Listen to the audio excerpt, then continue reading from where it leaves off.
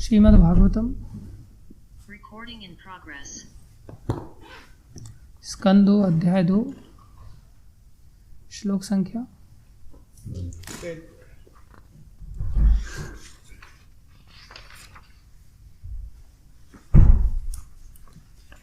श्लोक संख्या 12।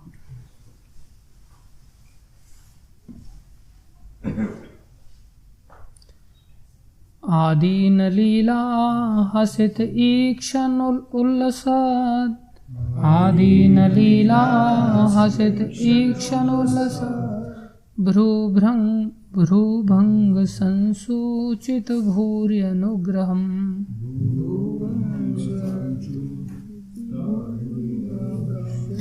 ईक्षे च चिन्तामयम् अनीश्वरम्,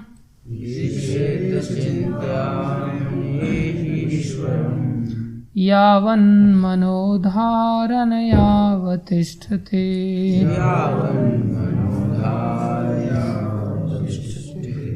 अदीनलीला हसिते क्षणोल्लसत्, भ्रूभंग संसूचित भूर्यनुग्रहम्।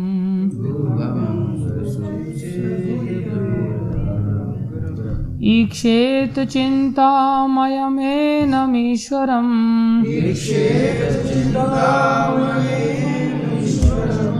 यावन्मनोधारणयावतिष्ठते।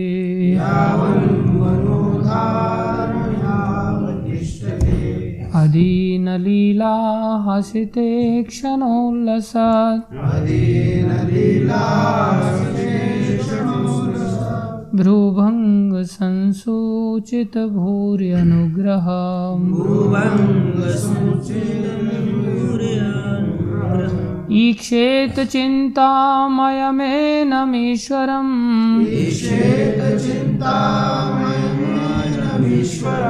यावन्मनोधारणयावतिष्ठते।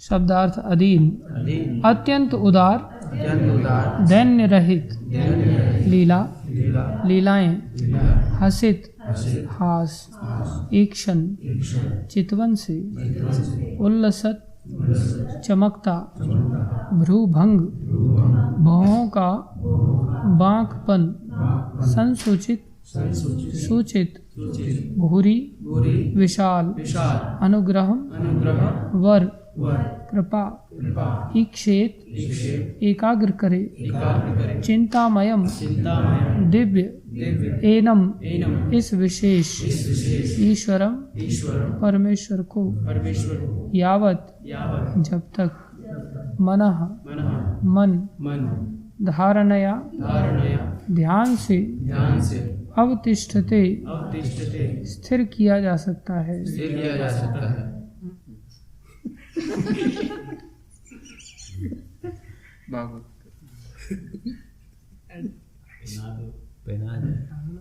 पहना था कि नहीं, कब तक गर्दन ऊपर खड़ी करके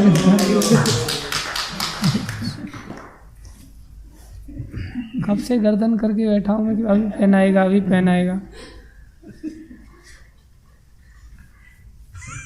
शील निधि राजा की राजकन्या जैसे नारद जी की ओर, नारद जी बेचारे गर्दन करके बैठे, अभी आएगी अभी आएगी अभी आएगी, राजकुमारी आई नहीं रही है।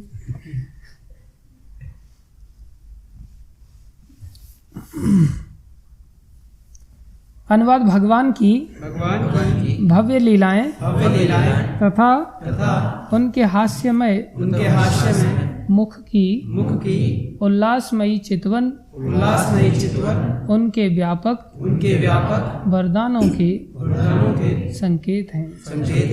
अतएव मनुष्य को चाहिए कि जब तक ध्यान द्वारा उसका मन भगवान पर स्थिर रखा जा सके, तब तक मन को उनके इसी दिव्य रूप में एकाग्र करे। तात्पर्य अर्चनी वंदनी प्रातः स्मरणी। जगतगुरु श्रील प्रभुपाद जी द्वारा श्रील प्रभुपाद की भगवत गीता के 12वें अध्याय के 5वें श्लोक में कहा गया है कि निर्विशेषवादी अपने निराकार ध्यान के कारण अनेक कठिनाइयों से गुजरता है, लेकिन भगवान के स्वरूप की व्यक्तिगत सेवा के कारण भक्त सरलता से प्रगति करता रहता है। अतएव निराकार ध्यान निर्विशेषवादी के लिए कष्ट का कारण है। यहाँ पर भक्त को निर्विशेषवादी चिंतक की तुलना में लाभ है। निर्विशेषवादी भगवान के साकार रूप के विषय में संशय युक्त रहता है, अतएव वह सदैव ऐसी वस्तु का ध्यान करने का प्रयास करता है जो किसी पात्र के प्रति लक्षित नहीं है। इसी कारण से भागवत में प्रामाणिक विधान दिया गया है कि मन की यथार्थ एकाग्रता के लिए उसे भगवान के वास्तविक रूप पर केंद्रित करना चाहिए। यहाँ पर ध्यान की जिस विधि का अनुमोदन किया गया वह भक्ति योग अर्थात भौतिक अवस्थाओं से मुक्त होने के बाद की भक्तिमय सेवा की विधि है। ज्ञान योग भौतिक अवस्थाओं से मुक्ति की विधि है, जैसा कि पहले कहा जा चुका है।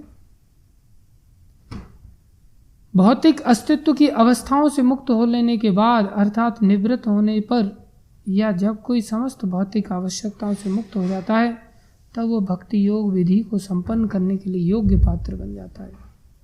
अतः भक्ति योग में ज्ञान योग निहित है, अथवा दूसरे शब्दों में शुद्ध भक्ति की विधि एक साथ ज्ञान योग का भी काम करती है। शुद्ध भक्ति के क्रमिक विकास से भौतिक दशाओं से मुक्ति स्वतः प्राप्त हो जाती है। भक्ति योग के ये प्रभाव अनर्थ निवृत्ति कहलाते हैं। भक्ति योग की प्रगति के साथ साथ कृत्रिम रूप से अर्जित की गई वस्तुएं क्रमशः लुप्त होती जाती हैं। भगवान के चरण कमलों का ध्यान जो प्रथम सोपान के रूप में है, अनर्थ निवृत्ति के द्वारा अपना प्रभाव दिखाएगा। यमराज कहाँ है?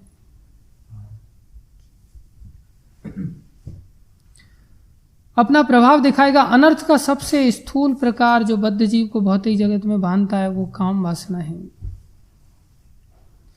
यह काम वासना धीरे धीरे विकसित होकर नर तथा नारी का मेल कराती है। नर नारी का मिलाप हो जाने पर घर, बच्चे, मित्र, संबंधी तथा संपत्ति के जुट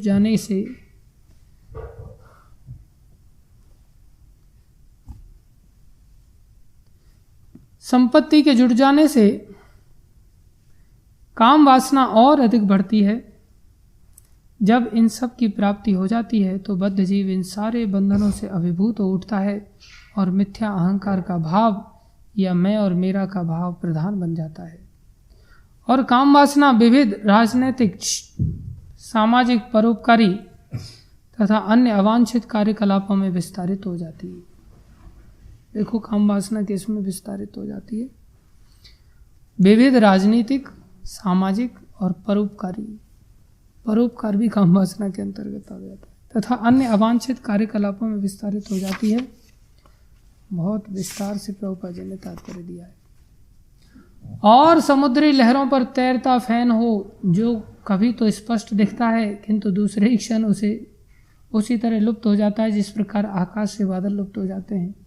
बद्ध जीव ऐसी वस्तुओं से तथा काम वासना की वस्तुओं से घिरा रहता है, किंतु भक्ति योग से काम वासना धीरे धीरे अदृश्य हो जाती है, जिसका सारांश लाभ, स्वपूजन अर्थात प्रतिष्ठा तथा ख्याति इन 3 शीर्षकों से दिया गया है। सारे बद्ध जीव काम वासना के इन विविध रूपों के पीछे पागल बने रहते हैं और मनुष्य स्वयं देख सकता है कि काम वासना पर आधारित ऐसी भौतिक लालसाओं से वह किस हद तक मुक्त हुआ है। जिस प्रकार भोजन के हर कौर खाने से मनुष्य की भूख बुझती जाती है, उसी तरह उसे पता चलना चाहिए कि वह काम वासना किस हद तक मुक्त हुआ है। भक्ति योग की प्रक्रिया से यह काम वासना अपने विविध रूपों सहित घटती जाती है, क्योंकि भक्ति योग से भगवत कृपा से स्वतः ज्ञान तथा वैराग्य उत्पन्न होता है। भले ही भक्त भौतिक दृष्टि से ठीक से शिक्षित ना भी हो, ज्ञान का अर्थ है वस्तुओं को उनके यथार्थ रूप में जानना और यदि विचार विमर्श से यह ज्ञात हो जाए कि कुछ वस्तुएं ऐसी हैं जो सर्वथा अनावश्यक हैं, तो यह स्वाभाविक है कि जिनसे ज्ञान अर्जित किया वह ऐसी अवांछित वस्तुओं को छोड़ देगा। जब बद्धजीव ज्ञान के अनुशीलन द्वारा यह देखता है कि भौतिक आवश्यकताएं अवांछित हैं तो वह उनसे अपना नाता तोड़ लेता है। ज्ञान की अवस्था वैराग्य अर्थात अवांछित वस्तुओं से विरक्ति कहलाती है। हम इससे पूर्व बता चुके हैं कि आध्यात्मवादी को स्वावलंबी होना चाहिए और उसे अपने जीवन की नैतिक आवश्यकताओं की पूर्ति के लिए धनी अंधे पुरुषों से भीख नहीं मांगनी चाहिए। सुखदेव गोस्वामी ने जीवन की ऐसी आवश्यकताओं को यथा खाने सोने तथा रहने की समस्याओं के लिए विकल्प सुझाए हैं, लेकिन उन्होंने काम वासना की तुष्टि के लिए कोई विकल्प नहीं सुझाया है। जिसके अंतःकरण में काम वासना तब भी आंदोलित हो रही हो, उसे संन्यास आश्रम ग्रहण करना ही नहीं चाहिए। जिसने यह अवस्था प्राप्त नहीं की है, उसके लिए संन्यास आश्रम ग्रहण करने का प्रश्न ही नहीं उठता। इस प्रकार सही गुरु के मार्गदर्शन में क्रमिक भक्तियों की क्रमिक प्रक्रिया द्वारा या भागवत के सिद्धांतों के अनुसरण द्वारा संन्यास आश्रम ग्रहण करने के पूर्व मनुष्य को काम से कम स्थूल काम वासना को वश में करने के लिए शक्तिमान होना चाहिए। इस तरह शुद्धि अर्थात परिष्कार का अर्थ है क्रमशः काम वासना से मुक्त होना, और इसकी प्राप्ति यहाँ पर वर्णित विधि द्वारा भगवान के चरणों से प्रारंभ करके उनके ध्यान द्वारा की जा सकती है। मनुष्य को चाहिए, हमने जय राधा माधव नहीं गाया था ना,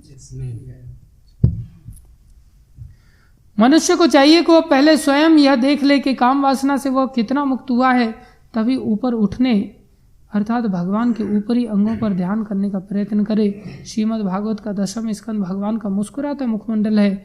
ऐसे अनेक नौसिखी हैं जो तुरंत ही 10वें स्कंद से अध्ययन प्रारंभ करने लगते हैं, और उसमें भी विशेष रूप से वे 5 अध्याय जिनमें भगवान की रासलीला का वर्णन है, यह निश्चय ही अनुचित है। भागवत कैसे अनुचित अध्ययन या श्रवण से भौतिक अवसरवादियों ने भागवत के नाम पर विषयी जीवन में लिप्त होकर ऊधम मचा रखा है। भागवत को इस तरह लांछित करने का कार्य तथाकथित भक्तों के कार्यों से संपन्न हुआ है। इसके पूर्व कि कोई भागवत वाचन का प्रदर्शन करे, उसे समस्त प्रकार की काम वासनाओं से मुक्त होना चाहिए। श्री विश्वनाथ चक्रवर्ती ठाकुर ने शुद्धि का अर्थ स्पष्ट रूप से काम वासियों के काम विषयों में निर्लिप्त होना बताया है। वे कहते हैं यथा यथाधीश शुद्ध्यति विषयालंपन त्यजति तथा तथा धारयति चित्त शुद्धि तारतम्ये नैव ध्यान तारतम्य न मुक्तम। और जो ही कोई बुद्धि की शुद्धि की काम लिप्सा के नशे से मुक्त हो जाता है, तब उसे ध्यान में आगे बढ़ाना चाहिए। अर्थात दूसरे शब्दों में भगवान के दिव्य शरीर के विभिन्न अंगों के ध्यान को हृदय की शुद्धि के अनुपात से बढ़ाना चाहिए। निष्कर्ष यह निकला कि जो लोग अब भी काम वासना में आसक्त होकर फंसे हुए हैं, उन्हें कभी भगवान के चरणों के ऊपर के अंगों पर ध्यान नहीं करना चाहिए। अतएव उन्हें अपने आप को श्रीमद् भागवत के प्रथम 2 स्कंदों का ही पाठ करने तक सीमित कर लेना चाहिए। मनुष्य को पहले प्रथम 9 स्कंदों की विषय वस्तु का आत्मसात करके शुद्धि की प्रक्रिया पूरी करनी चाहिए, तब उसे श्रीमद् भागवत के 10वें स्कंद में प्रवेश की अनुमति दी जानी चाहिए। ओम ज्ञानम तिमिरन्धस्य ज्ञानञ्जनशलाकया चक्षुरुन्मीलितं येन तस्मै श्री गुरवे नमः। श्री चैतन्य मनोविष्णुं स्थापितं येन भूतले स्वयं रूपं धामह्यं ददाति स्वपदान्तिकम्। वन्देऽहं श्रीगुरु श्रीयुतापदकमलं श्रीगुरुन् वैष्णवांश श्रीरूपं सागरजातं सहगना रघुनाथान्वितं तं सजीवं साद्वैतं सावधूतं परिजनसहितं कृष्णचैतन्यदेवं श्रीराधाकृष्णपदान् सहगणललिता श्रीविशाखान्वितांश। हे कृष्ण करुणा सिंधु दीनबंधो जगतपते गोपेश गोपीकांत श्रीराधाकान्त नमस्तुते। तप्त कांचन गौरंगी राधे वृंदावनेश्वरी वृषभानुसुते देवी प्रणमामि हरिप्रिये। वाञ्छाकल्पतरुभ्यश्च कृपा सिन्धुभ्येव च पतितानां पावनेभ्यो वैष्णवेभ्यो नमो नमः। जय श्री कृष्ण चैतन्य प्रभु नित्यानंदा श्री अद्वैत गदाधर शिवासादि गौर भक्तवृंद। हरे कृष्णा कृष्णा कृष्णा हरे हरे, हरे राम राम राम हरे हरे। हरे कृष्णा कृष्णा कृष्णा हरे हरे, हरे राम राम राम हरे हरे। हरे कृष्णा कृष्णा कृष्णा हरे हरे, हरे राम राम राम हरे हरे। गुरुवे गौरचंद्राय राधिकाय तदालय कृष्णाय कृष्ण भक्ताय तद्भक्ताय नमो नमः। जय राधा माधव कुंज बिहारी, जय राधा माधव कुंज बिहारी। गोपीजन वल्लभ गिरवरधारी, गोपीजन वल्लभ गिरवरधारी। यशोदानंदन ब्रज जन रंजन, यशोदानंदन ब्रज जन रंजन। यमुना तीरावनचारी, यमुना तीरावनचारी, यमुना तीरावनचारी, यमुना तीरावनचारी। जय राधा माधव कुंज बिहारी, जय राधा माधव कुंज बिहारी। गोपीजन वल्लभ गिरवरधारी, गोपीजन वल्लभ गिरवरधारी। हरे कृष्णा कृष्णा कृष्णा हरे हरे, हरे राम राम राम हरे हरे। हरे कृष्णा कृष्णा कृष्णा हरे हरे, हरे राम राम राम हरे हरे। हरे कृष्णा कृष्णा कृष्णा हरे हरे, हरे राम राम हरे हरे। हरे कृष्णा कृष्णा कृष्णा हरे हरे, हरे राम राम हरे हरे। कृष्णा कृष्णा कृष्णा हरे हरे, हरे राम राम राम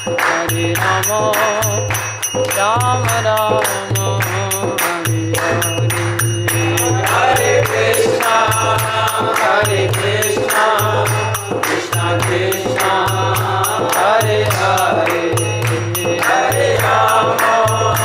हरे राम राम राम हरे हरे।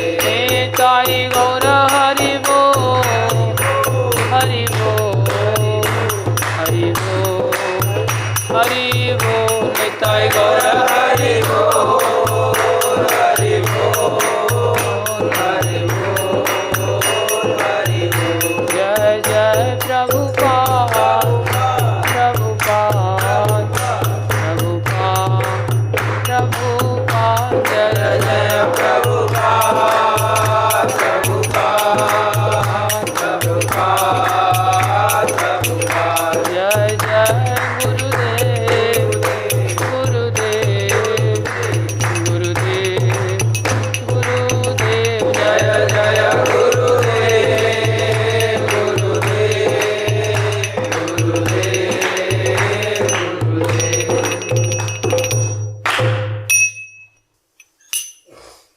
हरि नाम संकीर्तन महायज्ञ की जय, हरे कृष्ण महामंत्र की जय। श्री श्री जगन्नाथ बलदेव सुभद्रा माता सुदर्शन जी महाराज की जय। श्री श्री गौर निताई पंच तत्व की जय। प्रहलाद नरसिंह देव भगवान की जय। षडगो स्वामीगण की जय। शिल गुरु परंपरा की जय। जगत गुरु शिल प्रभुपाद की जय। श्री गुरु महाराज की जय। अनंत कोटि वैष्णव वृंद की जय। आप सब भक्तों की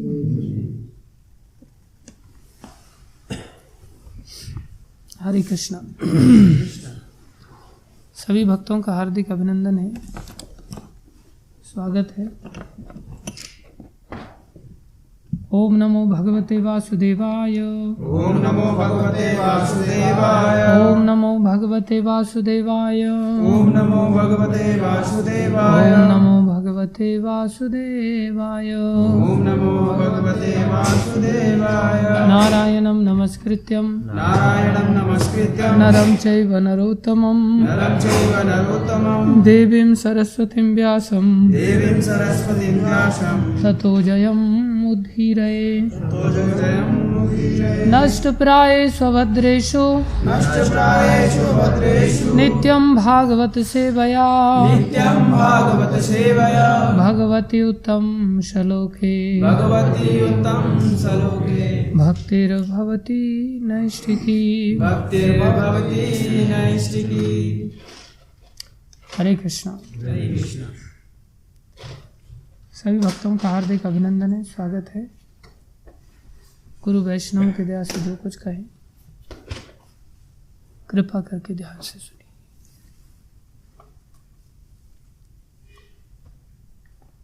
देखो,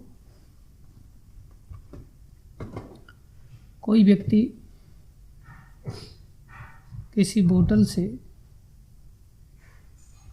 किसी नदी से पानी लेने की अगर चेष्टा करता है और उस बोतल के ढक्कन को खोलता नहीं, तो कितने समय में उस बोतल में पानी भर जाएगा? अगर बोतल को नदी में डाल दिया जाए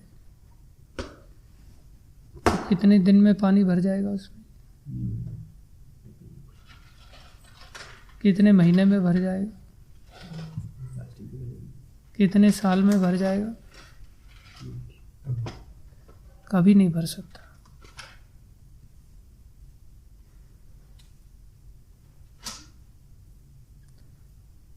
अगर उसमें पानी भरना है, जल्दी से भरना है, क्या करना पड़ेगा? उसका ढक्कन खोलना पड़ेगा।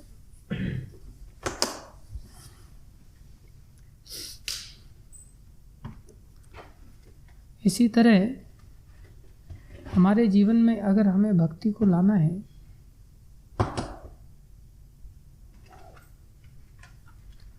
तो हमें क्या करना होगा?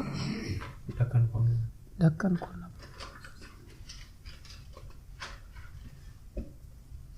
आज हमारी स्थिति क्या है? ढक्कन बंद है। सोचते हैं कि हम 12 साल से बोले भक्ति में आ गया, आते आते हो गए मेरे को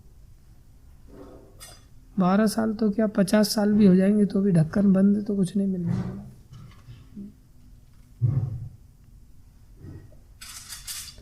ढक्कन खोलना बहुत जरूरी है। कोई कहे कि भाई भक्ति में तो बड़ा संघर्ष है। सारे संसार में कोई ऐसा कार्य है जिसमें संघर्ष नहीं है? संसार में कुछ भी कर लो, क्या कोई कार्य ऐसा है जिसमें संघर्ष नहीं है?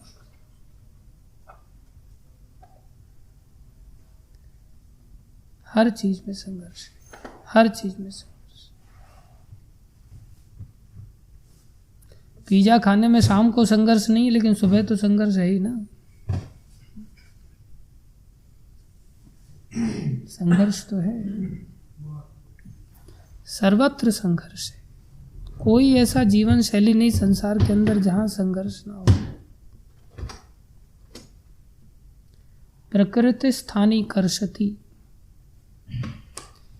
इंद्रियों का व्यापार संघर्ष को ही जन्म देता है। संघर्ष भक्ति में भी है। भक्ति में भी आपको गुरुजनों की बात सुननी पड़ेगी।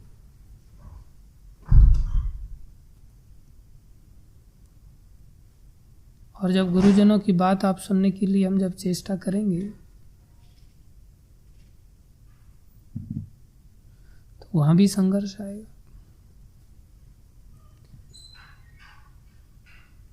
भगवान का वाक्य आचार्य उपासनम शौचम, आचार्यों की उपासना करनी पड़ती है। आचार्य उपासना क्या होती है?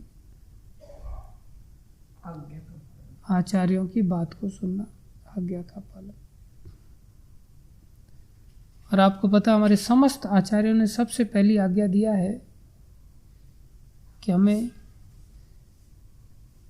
बहुत मेहनत करके फंड कलेक्शन करना चाहिए।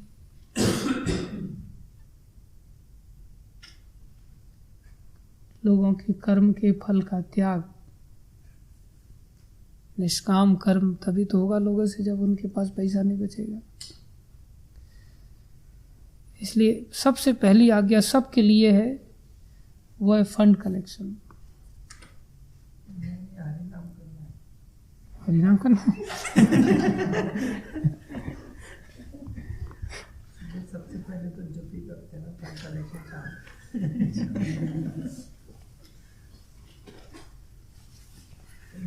हमारे आचार्यों ने मात्र 2 ही आज्ञाएं दी हैं, 2 ही आज्ञाएं हैं।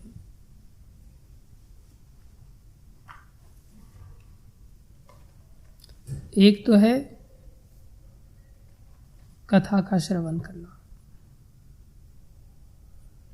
आचार्यों के संपर्क में जैसे कोई आए तो आचार्यों को 3 उपहार लेकर के जाना चाहिए। बिना आचार्यों के तो कोई सॉल्यूशन है ही नहीं।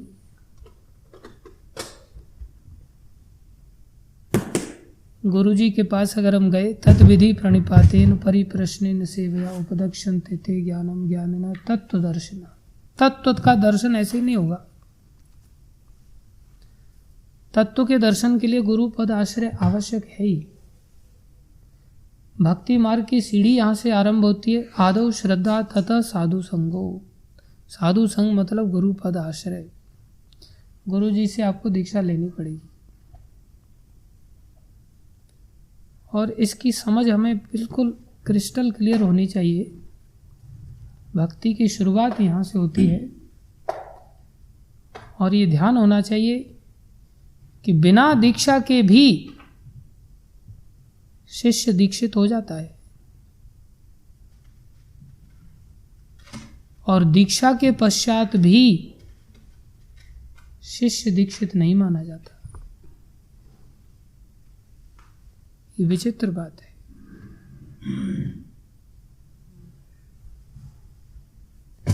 प्रभुपाद जी ने बहुत सारी जगह पर ऐसे स्टेटमेंट्स दिए।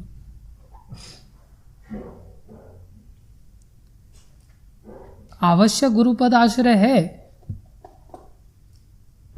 लेकिन गुरुपद आश्रय का वास्तविक मीनिंग क्या है वो हमें समझना चाहिए। बोले उदाहरण देते हैं आचार्य, जिस प्रकार से किसी लड़की का किसी के साथ संबंध स्थापित करने के लिए बातचीत तय हो जाती है कि भाई आपके साथ हमारी बच्ची का विवाह होगा।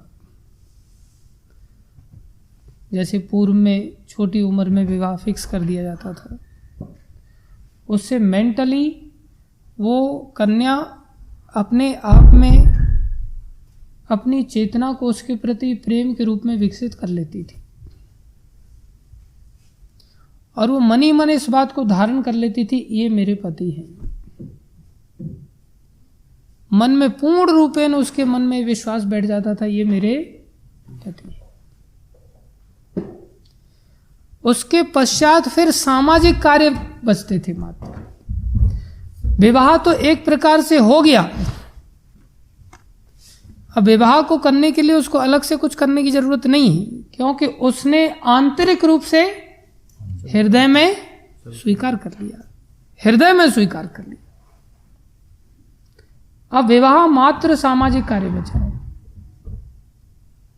एक सामाजिक रस्म बची, वो रस्म है अब, और कुछ नहीं है। वो नहीं भी होती तो भी विवाह तो हो गया। समझ रहे हैं? नरसिंह प्रभु को गुरु महाराज ने दीक्षा दिया, इन्होंने बहुत कार्य किया, सेवा किया, तो कमरे में बिठा करके महाराज ने इनको शिष्य बना लिया। तो ये महाराज की तरफ ऐसे देख करके काफी टेंशन में चले गए, ऐसे बैठे बैठे। जब टेंशन में चले गए तो महाराज बोले, टेंशन क्यों ले रहा है? बाकी यज्ञ फज्ञ तो सब फॉर्मेलिटी बची है बस, अब तो फॉर्मेलिटी बची है बस। मैंने तेरे को स्वीकार कर लिया, तूने मेरे को गुरु मान लिया, बात खत्म हो गई, फॉर्मेलिटी हो जाएंगी ये समय पर। नरसिंह प्रभु बोले, महाराज को ये कैसे पता चल गया कि मैं यज्ञ का सोच रहा हूं? ये कैसे पता चल गया कि मैं यज्ञ का सोच? बोले बाकी सब तो फॉर्मेलिटी से।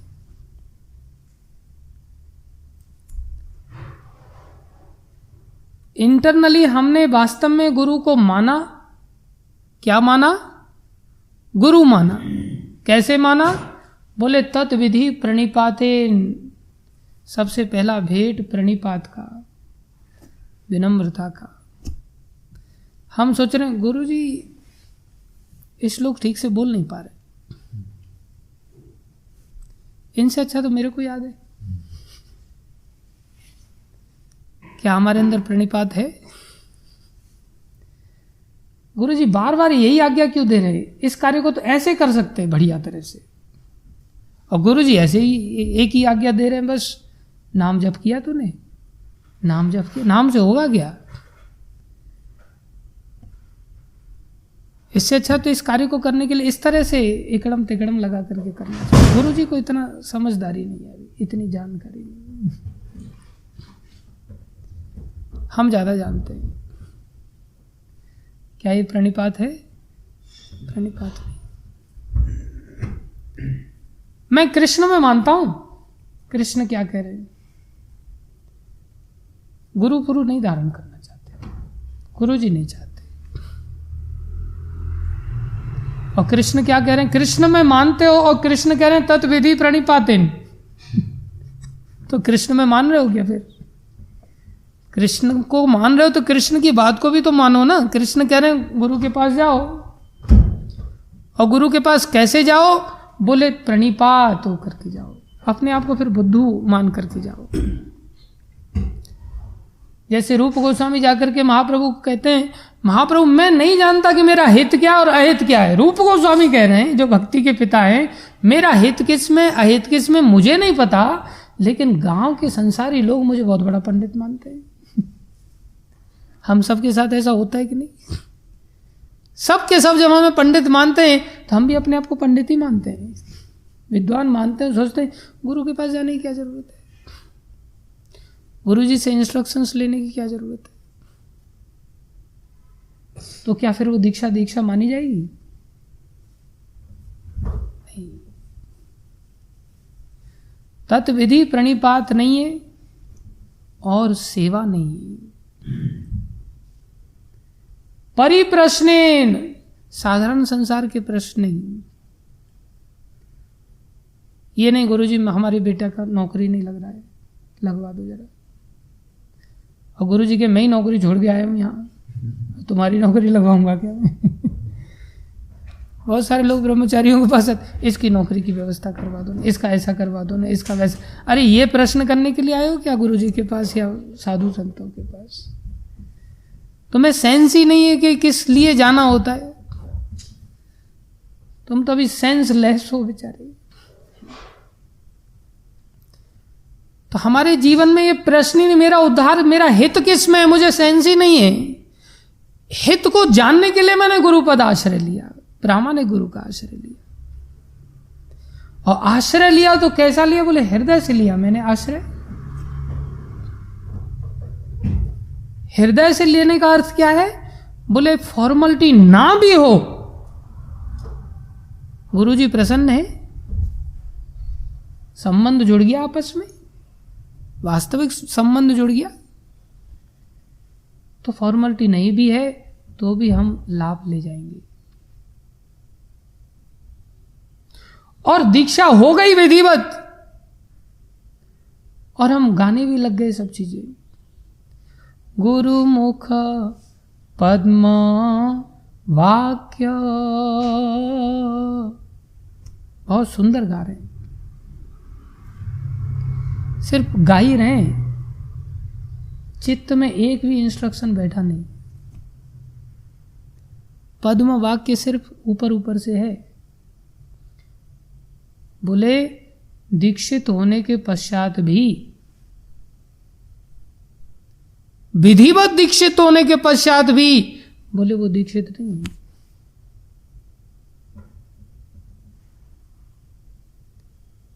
कैसी विचित्र बात है।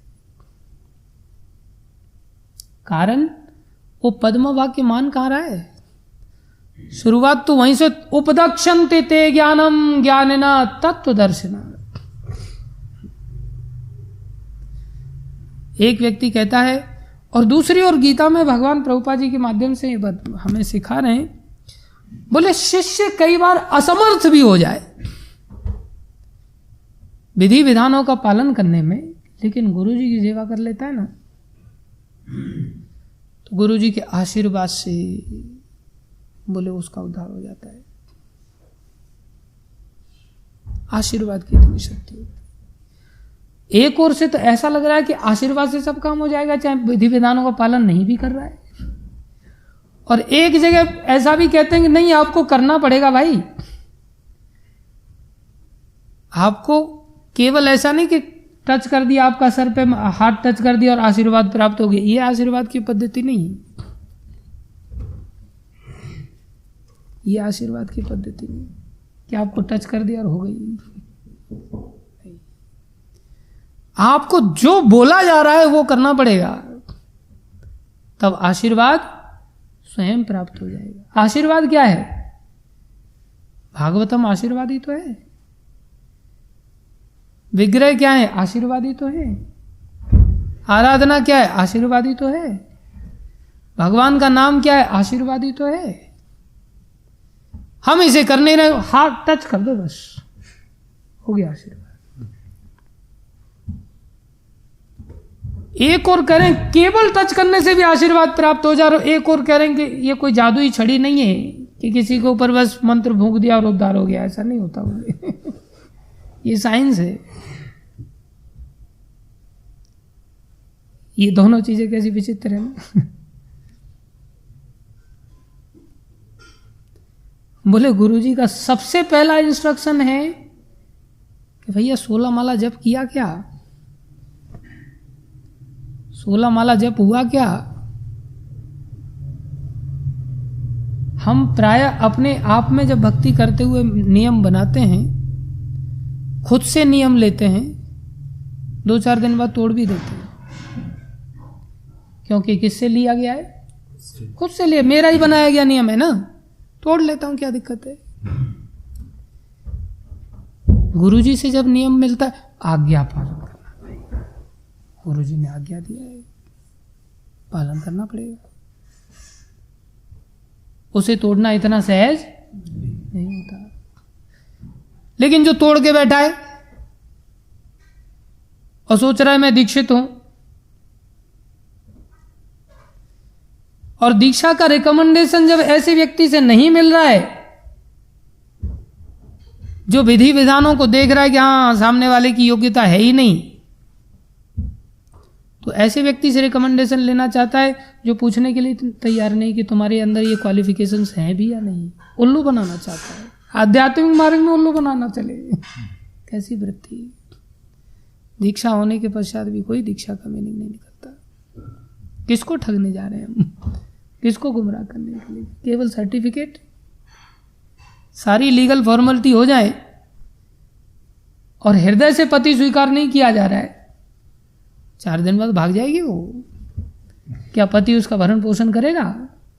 नहीं, ये तो हृदय का व्यापार है। 16 माला का पहला इंस्ट्रक्शन, सबसे पहला इंस्ट्रक्शन, 16 माला किया क्या? मंगल आरती किया क्या? सबसे पहला इंस्ट्रक्शन है जाकर के परिप्रश्न के उत्तर में तुमने भागवत या गीता वगैरह इनको सुना क्या? तुमने ज्ञान का अनुशीलन किया क्या? ये किया ही नहीं। हमारी उंगली बता देती है कि हम कितना जप कर रहे हैं।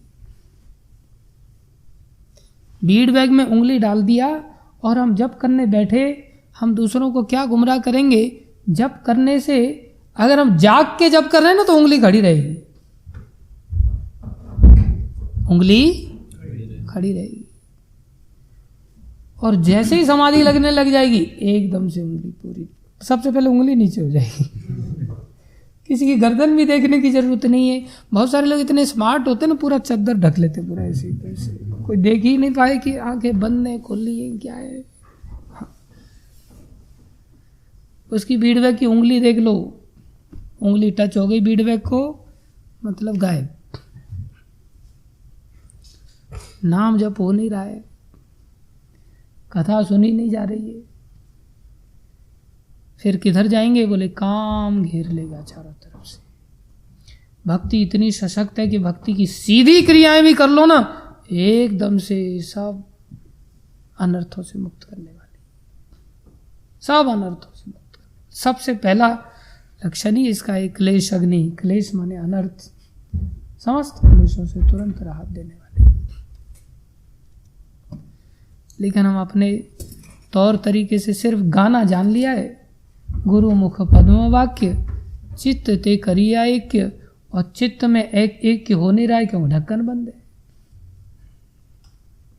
चित्त का क्या कर रखा है? ढक्कन बंद कर रखा है। एक भी कंसेप्ट खोपड़ी में घुस ही नहीं रहा है। बस हर चीज का कंसेप्ट का बस निकाल करके यही है कि दूसरों को कैसे उल्लू बनाया जाए, उनसे कैसे पैसा इकट्ठा किया जाए, कैसे प्रतिष्ठा स्थापित की जाए, कैसे पूजा लाभ प्रतिष्ठा स्थापित की जाए। बस यही दृष्टिकोण के साथ अगर हम जीवन व्यतीत कर देंगे, हम कभी भक्ति को नहीं समझ पाएंगे। भक्ति तो इस संसार से उद्धार का रास्ता है। भक्ति तो समस्त संघर्षों का नाश करने का रास्ता है कि किस प्रकार से हम सारे संघर्षों का अंत कर दें। लेकिन हम सारे संघर्षों का अंत नहीं कर पाते। अंत ऐसे थोड़ी हो जाएगा। अंत करने के लिए भाई कुछ करना पड़ेगा। क्या करना पड़ेगा? मनगढ़ंत विचारधारा से नहीं चलना पड़ेगा, ऊपर उठना पड़ेगा। अगर ऊपर नहीं उठ पाए तो काम के शिकार होंगे, निश्चित काम के शिकार होंगे। अगर जप अच्छा हो जाए ना, रोज जप अच्छा हो जाए, ईमानदारी से जप होना चाहिए। यहाँ तो दीक्षा लेने के पश्चात भी 16 माला तक जप नहीं होता, कुछ नहीं होता। जब जप ही नहीं हो रहा है, कथा ही नहीं सुन रहे हैं, मंगल आरती हो ही नहीं रही है, काहे की दीक्षा है? फिर किसको उल्लू बनाएंगे? 2 विधि हैं। एक तो ज्ञान की विधि है। 13वें अध्याय में ज्ञान के 20 बिंदु बताए हैं। उसका एक एक बिंदु हमें समझना चाहिए, एक एक पॉइंट समझना चाहिए उसका। आज गीता क्लास में संभवतः वही हमारा अध्याय चल रहा है। उसके 20 बिंदु पर थोड़ी चर्चा करने की चेष्टा करेंगे। जो लोग सुनना चाहें सुन सकते हैं। कल भी हमने थोड़ी चर्चा की थी। एक एक पॉइंट प्रभुपाद जी ने बिल्कुल काला चिट्ठा खोल के रख दिया हर चीज का। इसके लिए जीवन मिला है। संसार में भटकने के लिए जीवन नहीं मिला है। काम के शिकार होकर के 84 लाख योनियों के संघर्ष को झेलने के लिए जीवन नहीं मिला है। इस संघर्ष को अंत करना सीखना चाहिए। जन्म मृत्यु जरा व्याधि के थोड़े से कष्टों को रियलाइज करने की चेष्टा करनी चाहिए कि कितने भीषण कष्ट हैं। ये केवल और केवल भक्ति योग से सब कुछ हो सकता है, बशर्ते हमारा गुरु पद आश्रय निष्ठावान हो। निष्ठावान हमें परिवर्तन लाना ही पड़ेगा। हमारे पास कोई अल्टरनेट नहीं। साल नहीं कई जन्म व्यतीत करने के पश्चात भी हम इस संसार के चक्र से नहीं निकल सकते, जब तक कि हम भक्ति को अपने हृदय में अंगीकार नहीं करेंगे। भक्ति को अंगीकार करें, ये सब बीमारियों को दूर कर दें। धन्यवाद सभी भक्तों को। भागवत महापुराण की जय। जगत गुरु श्री प्रभुपाद की जय। श्री गुरु महाराज की जय। अनंत कोटि वैष्णव वृंद की जय।